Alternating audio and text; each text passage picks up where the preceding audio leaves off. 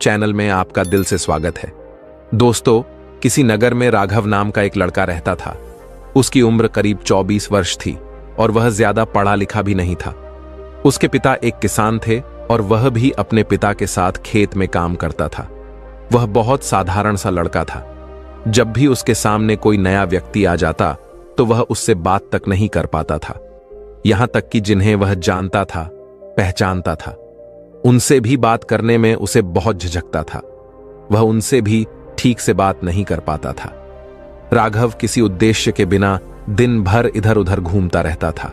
उसे ना किसी काम में रुचि थी, ना ही कोई ऐसा सपना था जिसे पाने के लिए वह मेहनत करता। राघव के माता पिता उसकी इस स्थिति को देखकर चिंतित रहते थे। वे सोचते थे, इसका क्या होगा? यह अपने जीवन में कुछ कर पाएगा भी या नहीं? जब भी वह कहीं पर काम के लिए जाता तो लोग उसके इस सीधेपन का फायदा उठाते, उसे परेशान करते। वह कुछ ज्यादा कह नहीं पाता था, जिसके कारण उसे कोई कुछ भी कह देता और वहां से चला जाता है। इन्हीं सब कारणों की वजह से उसका मन कहीं भी किसी भी काम में नहीं लगता। वह हर काम को कुछ ही दिनों में छोड़ दिया करता। उसके मन में बहुत कुछ चल रहा था। उसके मन में विचारों के तूफान उठ रहे थे।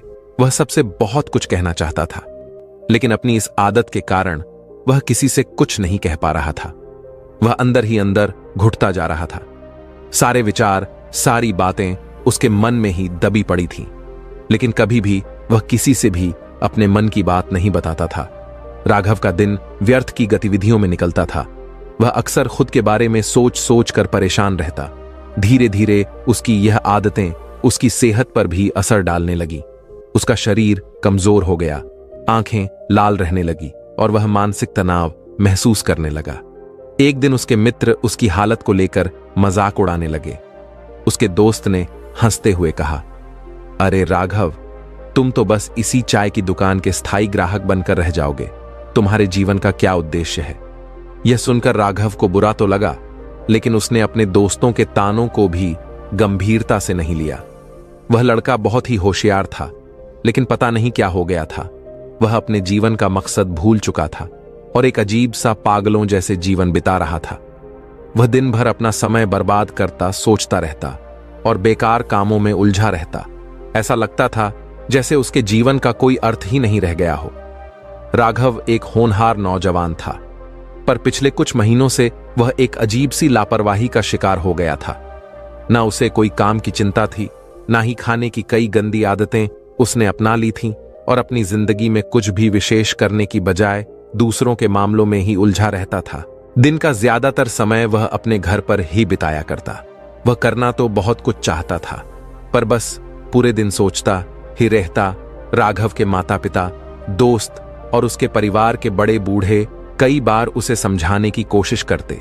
एक बार उसके पिता ने कहा कि राघव खुद पर ध्यान दे, दूसरों की जिंदगी में ताका झांकी करना छोड़। जो लोग मेहनत कर रहे हैं उनके पास खुद की जिंदगी संवारने का समय नहीं है। अगर तू भी खुद पर ध्यान देगा तो तेरी जिंदगी भी बेहतर हो सकती है। दूसरे के भरोसे मत बैठो कि कोई आके तुम्हारी मदद करेगा। और वह अपने बेटे को खरी खोटी सुनाने लगे। उन्होंने उसे इतना डांट दिया कि वह लड़का अत्यधिक क्रोधित हो गया और वहां से बिना कुछ कहे वहां से चला गया। शाम हो चुकी थी और अब तक उनका बेटा घर नहीं लौटा था। माता पिता दोनों बड़े ही चिंतित थे। वे अपने बेटे को वापस घर पर देखना चाहते थे, लेकिन राघव तो भागते भागते पहाड़ की चोटी पर जा पहुंचा था। वह वहां से नीचे की ओर झांक रहा था और ईश्वर से कह रहा था, हे भगवान, आपने मुझे ऐसा क्यों बनाया? लोग मेरा मजाक उड़ाते हैं, लोग मेरी हंसी उड़ाते हैं। जब मैं इस दुनिया में अपने मन की बात रख ही नहीं सकता, मैं किसी से कुछ कह ही नहीं सकता, तो फिर मैं इस जीवन को जीकर क्या करूंगा? जब भी मैं किसी से कुछ कहने की कोशिश करता हूं तो लोग मेरा मजाक बनाते हैं, मेरी हंसी उड़ाते हैं, यहां तक कि वह मुझसे कुछ भी कहकर चले जाते हैं और मैं उनका जवाब नहीं दे पाता। ऐसा जीवन जीकर मुझे क्या मिलेगा? इसलिए मैं तेरे पास आ रहा हूं। इतना कहकर जैसे ही वह लड़का कूदने की तैयारी कर रहा था कि अचानक उसका पैर फिसल गया और वह एक ढलान से लुढ़कते हुए नीचे जा गिरा। उसका सिर चोटिल हो गया और उसके पैर में भी गहरी चोट आई। राघव दर्द से कराहते हुए वहीं जमीन पर बैठ गया। तभी उसने देखा कि सामने से एक महात्मा गुरु उसकी तरफ आ रहे थे। वे एक महात्मा थे जो जंगल में एकांत वास करते थे। महात्मा ने उसकी हालत देखी और उसे सहारा देकर उठाया। उन्होंने बड़े ही प्यार से उसकी चोट को देखा और कहा, बेटा, यह चोट तुम्हें कुछ सिखाने के लिए है। क्या तुम जानना चाहोगे? राघव ने बड़ी कठिनाई से सिर हिलाया। उसकी आंखों में पश्चाताप और आशंका के मिश्रित भाव थे। महात्मा ने मुस्कुराते हुए उसे वहां पास के एक पेड़ के नीचे बैठाया और बोले, तुम्हारी जिंदगी में क्या चल रहा है, यह समझने के लिए मैं तुम्हारी हालत देखकर ही बहुत कुछ समझ सकता हूं। लेकिन मैं चाहता हूं कि तुम खुद बताओ, क्या तुम सच में अपने जीवन से खुश हो? राघव ने अपना सिर झुका लिया और तभी वह महात्मा उस लड़के से कहते हैं, बेटा, क्या बात है? आखिर तुम यहां पर क्या कर रहे हो और तुम अपने इस जीवन को क्यों समाप्त करना चाहते हो? यह अनमोल जीवन बहुत कम लोगों को नसीब होता है और तुम्हें यह जीवन व्यर्थ लगता है। इस पर वह लड़का कहता है, नहीं नहीं, कुछ नहीं, मैं तो बस यहां से जा रहा था। तभी किसी चीज के टकराने से मेरा पैर फिसल गया और मैं यहां जा गया। तभी वह महात्मा उस लड़के से कहते हैं, बेटा, मैं जानता हूं कि तुम यहां पर क्या करने आए थे। तुम मुझसे कुछ नहीं छुपा सकते, लेकिन मैं चाहता हूं कि तुम अपनी समस्या मुझसे खुद बताओ, तभी मैं उसका समाधान तुम्हें बता पाऊंगा। यदि तुम चाहते हो कि कोई तुम्हारी मदद करे, तो उसके लिए पहले तुम्हें ही आगे बढ़ना होगा। यदि तुम चाहते हो कि मैं तुम्हारी समस्या का समाधान करूं, तो तुम्हें मुझे अपनी समस्या बतानी होगी, वरना मैं कुछ नहीं कर सकूंगा। उन महात्मा की यह बात सुनकर वह लड़का अपने दिल की बात कहने लगा। उसने अपनी आदतें, अपनी लापरवाही और अपने अंदर की बेचैनी सब कुछ बताया। महात्मा ने बड़ी गंभीरता से उसकी बातें सुनी। फिर उन्होंने कहा, बेटा, इस जंगल में आने का तुम्हारा मकसद आज पूरा हो गया है। तुम्हें जो चाहिए था वह आज मैं तुम्हें दे सकता हूं, पर याद रखना, असली बदलाव तब आएगा जब तुम खुद पर ध्यान देना शुरू करोगे। राघव कहने लगा कि है गुरुजी, मेरे जीवन में कोई उद्देश्य नहीं है। मैं हमेशा खाली बैठा रहता हूं, बस सोचता ही रहता हूं और मैं किसी से ज्यादा कुछ कह भी नहीं पाता और मुझे समझ में नहीं आता कि मैं क्या करूं। मेरे पास ना तो कोई सपना है और ना ही किसी चीज के लिए प्रेरणा। महात्मा ने कुछ देर तक राघव को ध्यान से देखा और फिर गहरी आवाज में बोले, पुत्र, खाली बैठना सबसे बड़ा अभिशाप है। तुम्हारा मन और शरीर दोनों ईश्वर की दी हुई अमूल्य देन है। महात्मा ने राघव को जमीन पर पड़ी एक सूखी लकड़ी उठाकर दी, जिसका बाहरी हिस्सा थोड़ा सड़ा हुआ और उबड़ खाबड़ था। लकड़ी पर धूल और गंदगी जमी थी और उसकी छाल झड़ रही थी।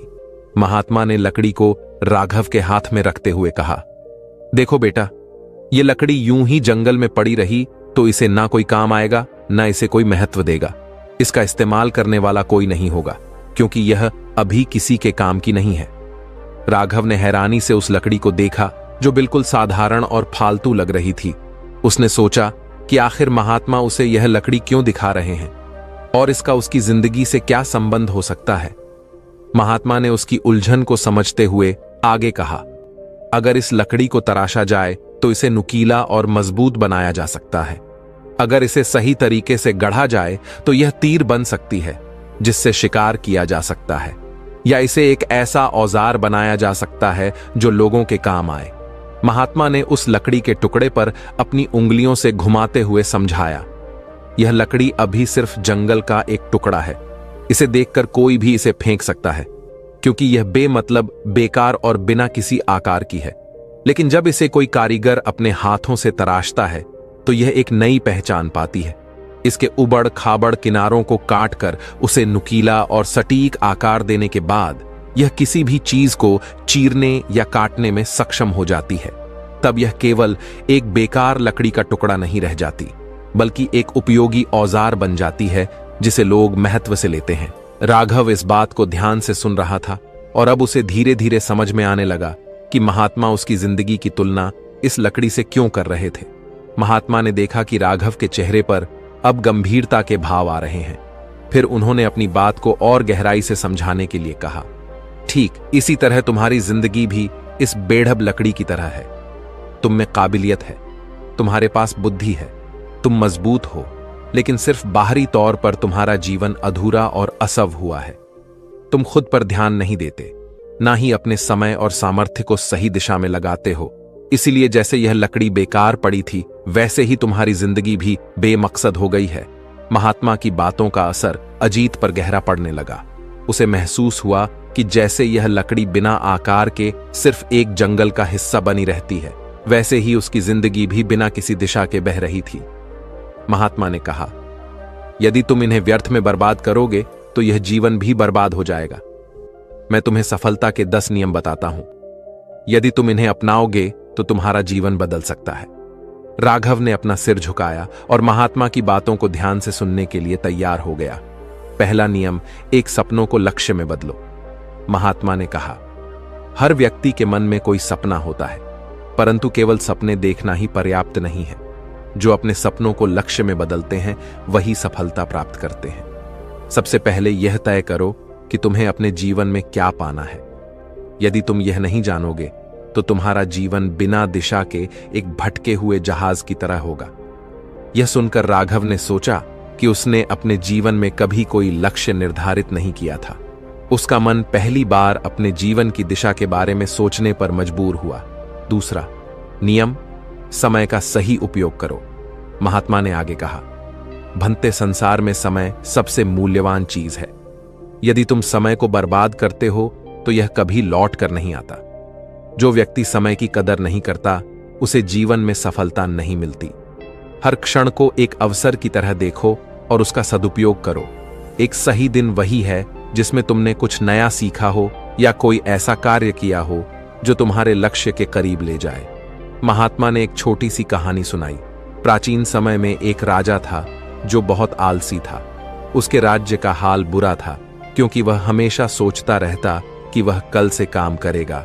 एक दिन पड़ोसी राजा ने उस पर हमला किया और उसका राज्य शत्रुओं ने छीन लिया। तब उसे एहसास हुआ कि उसका आलस्य और समय की बर्बादी ही उसकी हार का कारण है। तीसरा नियम, ध्यान और एकाग्रता को अपनाओ। ध्यान वह साधन है जो तुम्हारे विचलित मन को एकाग्र करता है। यदि तुम प्रतिदिन ध्यान करोगे तो तुम्हारा मन शांत होगा और तुम्हारी एकाग्रता बढ़ेगी। महात्मा ने एक बोधक घटना सुनाई। किसी समय एक युवा साधक अपने ध्यान में बहुत परेशानी महसूस करता था। उसका मन भटकता था और उसे कभी शांति नहीं मिलती थी। फिर उसके गुरु ने उसे पेड़ की जड़ों को देखने का निर्देश दिया। साधक ने देखा कि जड़ें जमीन में गहराई तक फैली हैं और मजबूत हैं। गुरु ने कहा, जैसे जड़ें पेड़ को स्थिर बनाती हैं, वैसे ही ध्यान तुम्हारे मन को स्थिर करेगा। तब से साधक का जीवन बदल गया। चौथा नियम, छोटी छोटी आदतें विकसित करो। महात्मा ने राघव को बताया, हर बड़ा परिवर्तन छोटी छोटी आदतों से शुरू होता है। तुम हर दिन एक नई सकारात्मक आदत अपनाने की कोशिश करो, जैसे सुबह जल्दी उठना, पढ़ाई करना या व्यायाम करना। लगातार छोटे छोटे सुधार तुम्हें महान उपलब्धियों तक ले जाएंगे। राघव को याद आया कि वह कभी अनुशासन में नहीं रहा था। उसने सोचा कि अगर वह अपनी आदतें सुधारना शुरू कर दे तो शायद उसका जीवन भी बेहतर हो सकता है। पांचवा नियम, स्वास्थ्य का ध्यान रखो। महात्मा ने गंभीरता से कहा, एक स्वस्थ शरीर में ही स्वस्थ मन का निवास होता है। यदि तुम अपने शरीर का ध्यान नहीं रखोगे तो तुम्हें सफलता प्राप्त करने में कठिनाई होगी। तुम व्यायाम करो, पौष्टिक आहार लो और अपनी दिनचर्या में संतुलन बनाए रखो। स्वास्थ्य ही सबसे बड़ी पूंजी है। राघव ने यह सुनकर सोचा कि वह कितना कमजोर हो गया था। उसने फैसला किया कि वह अपने शरीर को मजबूत बनाने के लिए हर दिन व्यायाम करेगा। नियम नंबर 6, सकारात्मक सोच रखो। महात्मा ने कहा, यदि तुम अपने जीवन में सकारात्मक सोच अपनाओगे तो तुम्हें हर स्थिति में अच्छा देखने की आदत हो जाएगी।